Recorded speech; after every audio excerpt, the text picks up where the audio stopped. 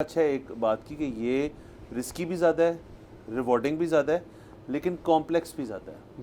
تو stock market کو چھوڑ کے پھر ایک شخص کیوں چاہے گا کہ وہ وہاں والے پیسے جو ہے کچھ یہاں پارک کر دے, کچھ وہاں رہنے دے؟ What is the motivation? کیا وہ صرف ریوارڈ ہے یا آپ نے مزے کا لفظ بھی استعمال کیا, لوگ مزے کے لیے بھی آتے ہیں ادھر؟ دیکھیں, میں ہمیشہ یہ کہتا ہوں کہ ساری مارکیٹس پاکستان کی ہماری ہیں, میوچل فنڈز ہے یا اسٹاک مارکیٹ ہے یا یہ کموڈٹی مارکیٹ ہے.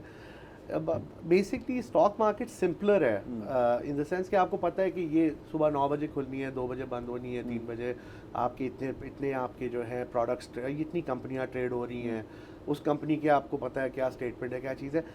یہ مارکیٹ ایک پوری انٹرنیشنل مارکیٹ کو انکمپس کر کے مارکیٹ آتی ہے. اس کے فائدے بہت زیادہ ڈفرینٹ ہیں اور بہت مزے انٹرسٹنگ اس طرح سے. دیکھیں 24 آور مارکیٹ ہے, کسی ایک کال پہ, کسی ایک ججمنٹ پہ آپ کو مارکیٹ فال یا چڑھتے ہوئے نظر نہیں آئے گی, یہ کیونکہ گلوبل مارکیٹ ہے تو آپ کا رسک میٹیگیٹ ہو جاتا ہے. دوسرا 24 آور بائر سیلر موجود ہے.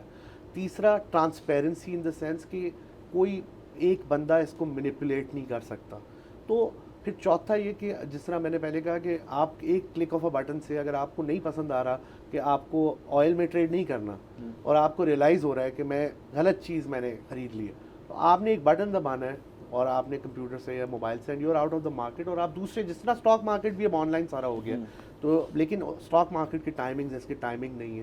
تو please correct me if I am wrong, اس کو ایک اور ایج میرے خیال میں حاصل ہے, میں اس ڈسکشن کے بعد اس تک پہنچا ہوں, اور وہ یہ ہے کہ پاکستان اسٹاک ایکسچینج میں آپ پاکستان کی کسی کمپنی کے شیئرز خرید رہے ہو, یعنی کہ آپ یہ بیٹ کر رہے ہو کہ وہ کمپنی اچھا پرفارم کرے گی, اور اس کمپنی کے اچھا پرفارم کرنے کے لیے ضروری ہے کہ پاکستان کی اکانومی اچھی چل رہی ہے, تاکہ لوگوں کے پاس بائنگ پاور ہے, تاکہ وہ کمپنی جو چیز بیچ رہی ہے وہ بک رہی ہے, اس طرح وہ کمپنی گرو کر رہی ہے.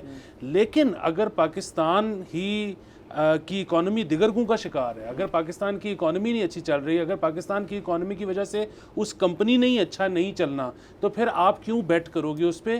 اس کیس میں آپ انٹرنیشنل مارکیٹ میں ڈیل کر رہے ہو, پاکستان میں ڈیل ہی نہیں کر رہے. آپ اپنا رسک ڈائیورسیفائی کر رہے ہو.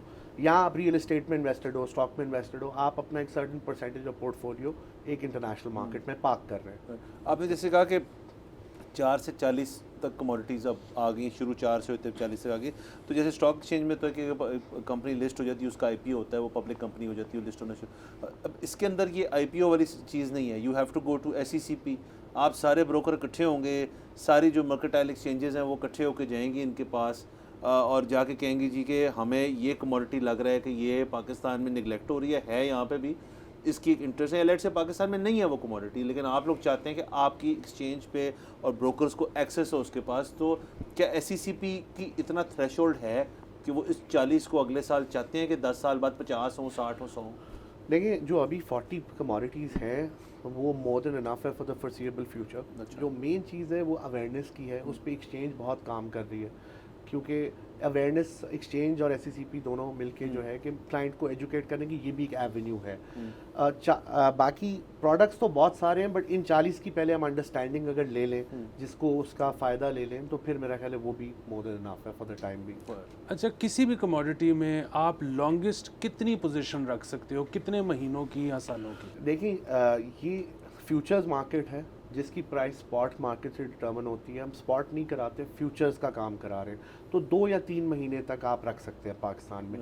انٹرنیشنلی 7 8 سال 10 سال کی بھی کانٹریکٹس ہوتے ہیں. پاکستان میں آپ میکسیمم اس کو 2 to 3 months, 2 to 3 months, اس کے بعد you have to sell it or you have to go towards the next contract. اچھا, کانٹریکٹ سبسکرائب کریں اور بیل دبائیں تاکہ کوئی خبر رہ نہ جائے.